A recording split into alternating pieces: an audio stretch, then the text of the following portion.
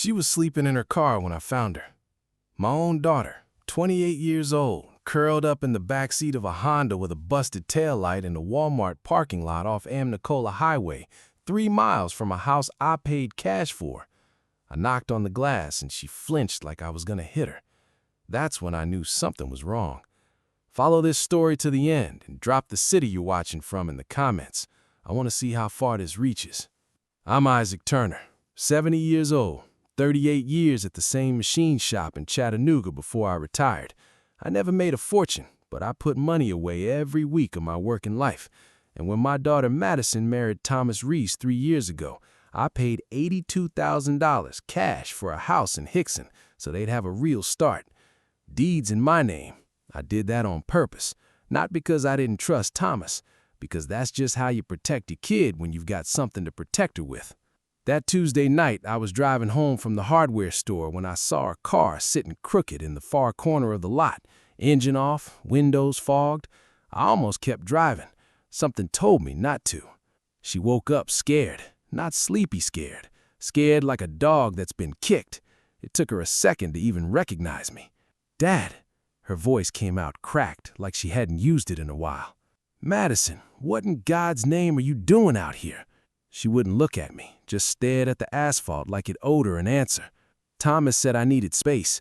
His mom's been staying with us. She said I was making the house too stressful." "Stressful how?" "I don't know, Dad. I don't know anymore." She said that last part like she really believed it, like she'd lost the right to know her own life. I got her out of that car and into my truck, and that's when I got my first real look at her under the parking lot light. She'd lost weight she didn't have to lose. Dark circles cut under her eyes. Her hands shook a little, and she kept them folded in her lap like she was trying to hide it. "How long you been sleeping out here?" "2 nights." She said it so quiet I almost missed it. 2 nights. My daughter in a Walmart parking lot 2 nights while I sat at home not knowing. I felt something cold drop into my stomach, and it didn't leave for the rest of that year. "Why didn't you call me?" "Thomas said you'd be disappointed. Said I've been unstable lately, that calling you when I'm like this isn't fair to you." She pulled a little orange pill bottle out of her jacket pocket like it was instinct and shook one out onto her palm. "What is that?" "Anxiety medicine. Megan, that's his mom, she's been helping me keep track. I forget sometimes if I've already taken it." I watched my daughter dry swallow a pill in a parking lot at 9 o'clock at night, and something in me went quiet and hard, the way it does right before you do something you can't take back. "Madison, look at me. Whose house is that? The one on Ridgepoint Drive?" "It's—" She stopped, blinked like the question confused her. "It's Thomas's house now. Megan explained it. Something about marital property since we're married. She showed me papers." "That house is in my name." "I know that's what you think, Dad, but Megan says—" "I don't care what Megan says." I hadn't meant to raise my voice, and she shrunk back from me like it was Thomas, and that hurt worse than anything she told me so far. I'm sorry, honey. I'm not mad at you. Come on, you're staying with me tonight." She didn't argue. That scared me more than if she had. The Madison I raised argued about everything: curfews, politics, what to watch on TV. This woman climbing into my truck, quiet and folded in on herself, was somebody Thomas Reese and his mother had built out of the daughter I used to have. We drove in silence past the turn that would have taken us to Ridgepoint Drive. Madison stared at that turn the whole way past it like it was pulling at her. "Dad," she said right as I hit the highway, "if Thomas calls looking for me, please don't tell him where I am. He gets really upset when I don't check in. Megan says it's for my own protection, that people who love me the right way don't let me make choices when I'm in a episode." I gripped the wheel and didn't answer right away because I didn't trust what would come out of my mouth. My daughter was talking about her own husband like he was a warden, and somewhere on Ridgepoint Drive, in a house I paid for with 30 years of my life, the man they thought was an easy mark had just found out everything. Madison slept 14 hours straight in my guest room. When she finally came down to my kitchen the next morning, she looked at the coffee pot like she wasn't sure she was allowed to pour herself a cup. "You live here now, at least for a while. Pour yourself coffee, honey. You don't need permission." She almost smiled. Almost. Over eggs she didn't finish, I started asking the questions I should have asked 6 months ago. If I hadn't been so buried in my own routine after her mother passed that I stopped checking in the way I used to. Tell me about these rules Thomas has. She stared at her plate. It's not like that. It's just structure. Megan says my anxiety does better with structure. What structure? I check in every 2 hours by text. If I don't, Thomas comes home from work to check on me. I'm not supposed to see my friend Rosie anymore, because Megan thinks Rosie feeds my paranoid thinking. I take my morning pill at 7, my afternoon pill at 2, and I'm not supposed to drive alone anymore because of the... She stopped. Because of what? Because of the time I supposedly blacked out at the grocery store and didn't remember driving home. Her voice wavered. I don't remember it happening, Dad, but Thomas showed me a text I sent him. I must not remember because of the episode. Madison, do you hear yourself? You're describing your own house like a facility. I know how it sounds, but what if they're right? What if there's actually something wrong with me and I just can't see it because I'm too sick to see it? That's when I understood how deep this went. She wasn't just controlled. She'd been talked out of trusting her own head. I called my lawyer, Grant Whitfield, that afternoon, while Madison napped. Real, safe sleep, the kind she clearly hadn't gotten in months.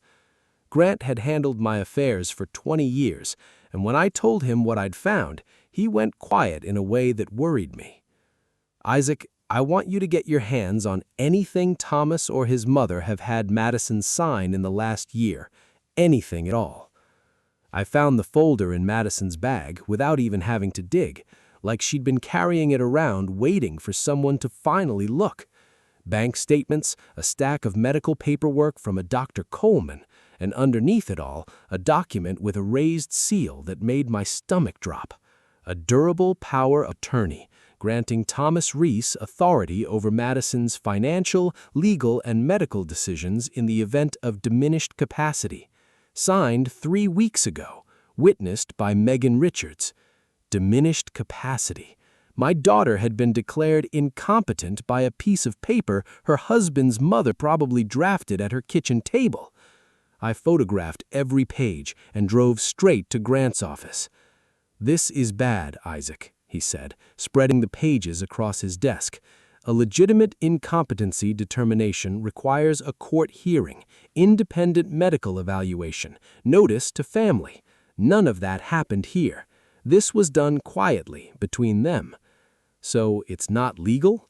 It's not legal, but that doesn't mean they won't use it like it is and try to make it stick before anyone stops them. He tapped the medical paperwork. This Dr. Coleman, I want an independent doctor to see Madison. Today, if we can get her in. We got her seen that same afternoon by a psychiatrist Grant trusted, a woman named Dr. Alvarez. 2 hours later, Dr. Alvarez pulled me aside while Madison waited in the lobby, and her face told me everything before she said a word. Mr. Turner, your daughter is on a combination of medications that would leave most people barely functional. Based on the dosages in her chart, someone has been escalating this for months, well beyond what any reasonable anxiety treatment would call for. Is she going to be okay? With time off these medications, monitored properly, yes, but I want to be honest with you. This isn't just overprescribing. This looks deliberate. I sat with that word, deliberate, the whole drive home. Madison sat quiet in the passenger seat, watching the road, and right as we passed the turn for Ridge Point Drive again, her phone buzzed. She flinched so hard she dropped it. "It's Thomas," she whispered, staring at the screen like it might bite her. "He knows I'm not answering my check-ins. He says if I don't respond in 10 minutes, he'll call the police to report me as a missing vulnerable adult." Vulnerable adult. They'd already built the paper trail to make that call believable. And sitting there in my truck, watching my daughter's hands shake around a phone she was too scared to answer, I understood that Thomas and Megan weren't improvising anymore.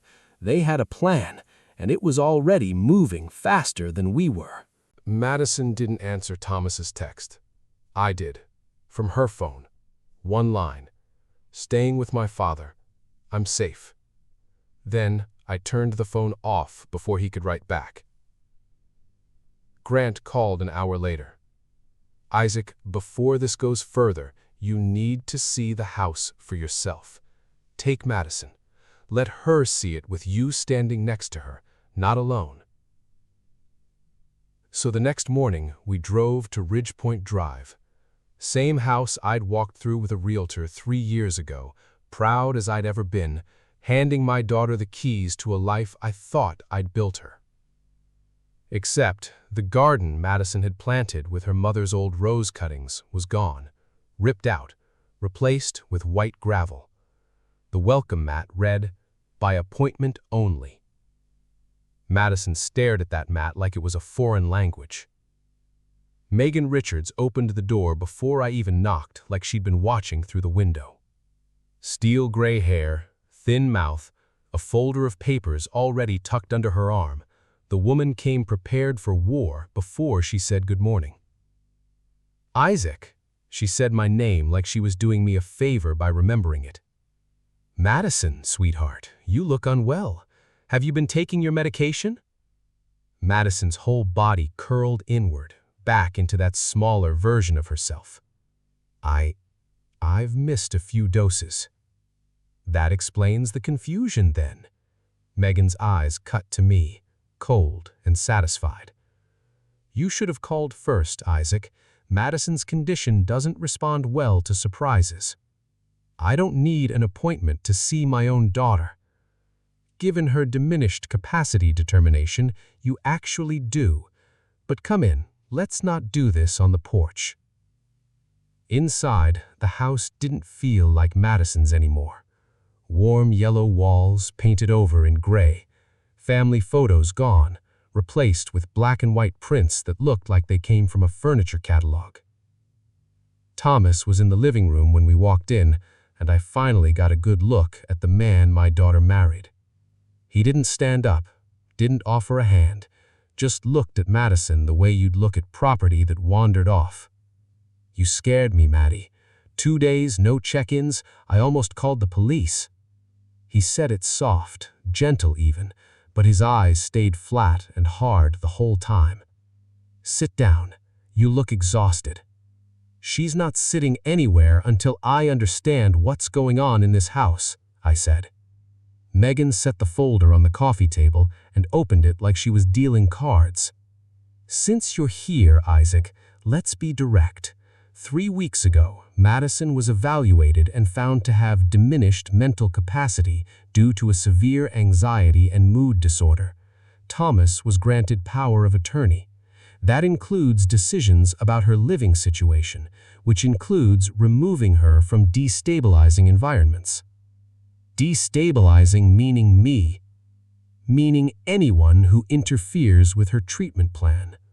Megan's smile didn't reach her eyes. "This house, incidentally, is also considered marital property under Tennessee law. Madison has equal claim to it. This house is in my name. I paid for it, cash.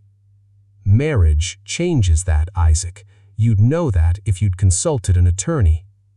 She slid a document across the table, a request to add Thomas as co-owner on the deed.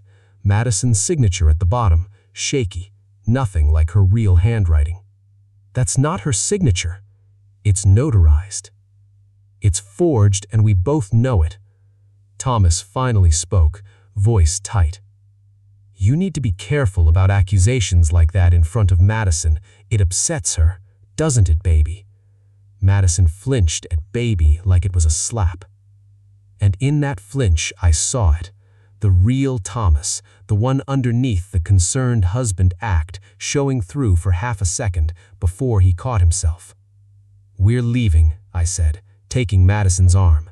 Thomas stood up fast enough to knock the coffee table. "She's my wife. She doesn't leave without my authorization, not with her condition. Try and stop us." Something shifted in his face then. Not anger, worse than anger. Calculation. Isaac, I really wish you hadn't come here today, because now I'm going to have to explain to a judge why my father-in-law showed up unannounced, agitated, and removed a vulnerable, medically incompetent woman against her documented care plan. I got Madison out the door and into the truck, hand shaking on the wheel worse than hers had been the night I found her. She didn't say a word until we hit the highway. "Dad," she said, her voice small. "Did you see his face when you said we were leaving?" I saw it. That's the face I see right before things get bad. She was staring straight ahead, pale. "Dad, we need to hurry, because when Thomas looks like that, he doesn't wait around. He plans." My phone rang before I could answer her. Grant's number. I picked up, and his first words wiped out whatever relief I'd felt getting Madison out of that house. "Isaac, I need you to come to my office right now. Megan, just filed something with the court an hour ago, an emergency petition. They're trying to have Madison involuntarily committed by tomorrow morning." An emergency commitment hearing. Tomorrow morning. I sat in Grant's office with Madison beside me, and for the first time since I'd found her in that parking lot, I watched real panic take over her face instead of that dull, medicated fog. "They can't just lock me up, can they? I haven't done anything." "They're going to try," Grant said, "which means we need everything we have by tonight. Isaac, you said there were bank issues too." I'd almost forgotten with everything else. But 2 days earlier, the bank had flagged something on the account tied to Madison's house. I drove straight to the branch on Brainerd Road while Grant kept Madison with him, going over what to expect in court.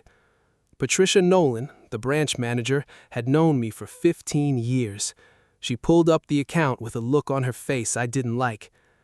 "Isaac, someone's been calling for months claiming to hold power of attorney for Madison, trying to get added to the house account, trying to request statements. We denied every one of them. The paperwork they faxed over never got properly notarized through the court, just a home notary stamp."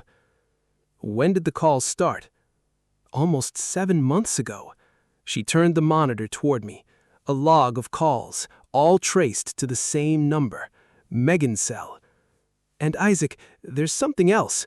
2 weeks ago, we got a fax requesting the deed on the Ridgepoint property be transferred to Thomas Reese.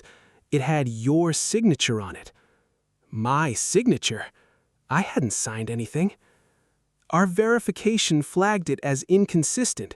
Whoever did this had studied your real signature, but it wasn't a match under our system. Somebody had tried to forge my name onto a deed transfer. 7 months of planning, phone calls, forged documents. This wasn't a husband panicking about his wife's mental health. This was a con, built slow and patient, aimed at everything Madison and I had." I brought the printouts back to Grant's office where Dr. Alvarez was waiting with her own findings. She didn't waste time being gentle. "Isaac, Madison's blood work came back. Along with the prescribed anxiety medication, there are traces of a sedative that was never prescribed by any doctor on record. Someone gave her something extra, likely in food or drink, without her knowledge." Madison went white. That's why I couldn't ever think straight, why I kept losing time." Her hands started shaking again, worse than before. "Dad, they were drugging me, on purpose." "I know, honey. I trusted him." Her voice cracked wide open. "I let him tell me I was losing my mind, and the whole time he was the one taking it from me." Grant laid the medical report next to the forged deed and the call logs. "This is enough to challenge the incompetency claim, but we need to move fast. Tomorrow's hearing is about whether Madison gets committed. If we lose that, everything else gets harder. A judge that's already signed off on incompetency isn't going to trust her testimony about the rest." That night, Madison couldn't sleep. I found her at 2 in the morning, sitting at my kitchen table with the lights off, staring at nothing. "Dad, what if the judge believes them? What if I end up locked in some hospital and nobody hears me?" I sat down across from her. "Madison, then we keep fighting. But Madison, I need you to hear something, and I need you to believe it, because tomorrow you're going to have to say it out loud in front of a judge and Thomas both. What? None of this was you being weak. You were drugged, isolated, and lied to by two people who did their homework on exactly how to break somebody down. That's not a diagnosis, that's an attack. She looked at me for a long moment, and something steadied in her face. Not fully healed, not even close, but present in a way she hadn't been since that parking lot. I want to tell the judge everything. All of it. The phone I heard Megan on. The one about Nevada. That stopped me cold. What phone call? I didn't tell you because I wasn't sure I remembered it right, but 2 nights before Thomas kicked me out, I woke up and heard Megan on the phone in the kitchen. She was talking about a facility, somewhere out of state, that takes long-term patients families sign in and they don't get to sign themselves out of. She said once I was there, there'd be nobody left to fight for the house. My blood went cold in a way it hadn't yet through all of this. Dad, I think tomorrow isn't really a hearing about my mental health. I think it's the first step in disappearing me. The Hamilton County Courthouse was already busy at 8:30 when we climbed the steps, Madison gripping my arm tighter than she probably realized. She'd worn a plain blue dress, no makeup, nothing to hide behind. She wanted the judge to see her exactly as she was, thin, tired, healing. "You ready?" I asked her. "No, but I'm doing it anyway." Grant met us in the hallway, grim-faced. Their legal team is bigger than I expected. 2 attorneys, and Megan herself is licensed. Turns out she used to practice family law before her divorce. That's how she knew exactly which papers to fake and which corners to cut. That explained the polish behind all of it. This wasn't an angry mother-in-law improvising. This was a professional running a scheme she'd built a career's worth of knowledge to construct. Inside, Thomas sat beside his attorneys in a gray suit, playing the exhausted, worried husband for the room. Megan sat just behind him, calm, folder in her lap like she owned the courtroom already. Judge Renata Ford took the bench, and I could tell from her face she'd already read every page of this file and didn't much like what she'd seen so far. Thomas's attorney opened with the story they'd built for months: a loving husband, a wife's tragic mental decline, a father-in-law in denial, dangerously interfering with necessary psychiatric care. Dr. Coleman, Megan's paid doctor, took the stand and delivered his lines smoothly, describing Madison as unstable, potentially dangerous to herself. Then Grant stood up. "Your Honor, this isn't a story about mental illness. It's a story about theft." He laid out the deed, untouched, still legally in my name. He laid out the forged transfer request with my faked signature, flagged by the bank. He laid out 7 months of calls from Megan Richards' phone, trying to access accounts she had no legal right to touch. Then Dr. Alvarez took the stand and calmly dismantled Dr. Coleman's diagnosis, piece by piece: the excessive medication, the unauthorized sedative in Madison's blood work, the rapid clarity she'd regained the moment the drug stopped. In my professional opinion, Miss Reese was not mentally incapacitated. She was chemically incapacitated, deliberately. I watched Thomas's jaw tighten. Megan's face stayed perfectly still, but her hand had gone white-knuckled around her pen. Then it was Madison's turn. She stood at the witness stand and looked for the first time in months like the daughter I remembered. Steady voice, clear eyes. For almost a year, I wasn't allowed to trust my own memory. I was told when to eat, when to sleep, who I was allowed to talk to. I was given medication I didn't know I was taking, on top of medication I did know about, until I couldn't tell the difference between what was real and what I'd been told was real. Her voice shook but didn't break. I heard my mother-in-law on the phone talking about a facility out of state, one where families sign patients in and the patients can't sign themselves out. She said once I was there, nobody would be left to stop them from taking everything my father built for me. The courtroom had gone dead silent. Thomas's attorney tried to object, calling it hearsay, but Judge Ford waved it off. I'll allow it. Continue.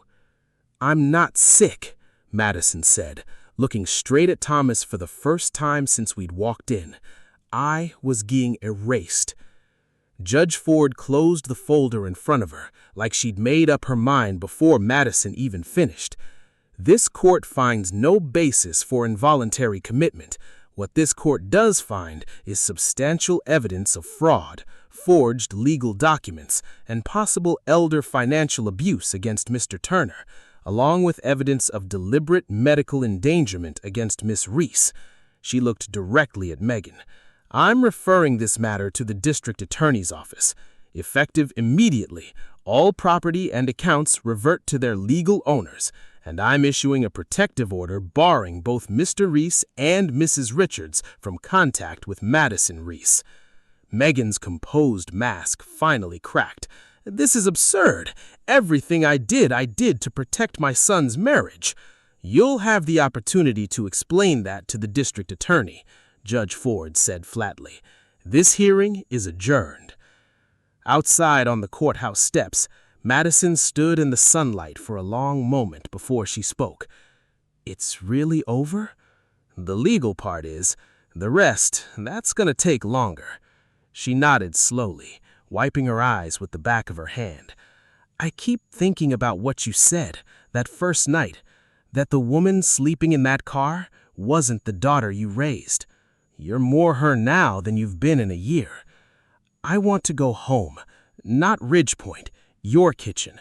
I want coffee I make myself, in my own time because I want it, not because someone's watching the clock. She managed a small, real smile, the first one I'd seen in months. I think I'm finally starting to remember who that is. We walked down the courthouse steps together, and for the first time since that night in the Walmart parking lot, I let myself believe we were actually going to be okay.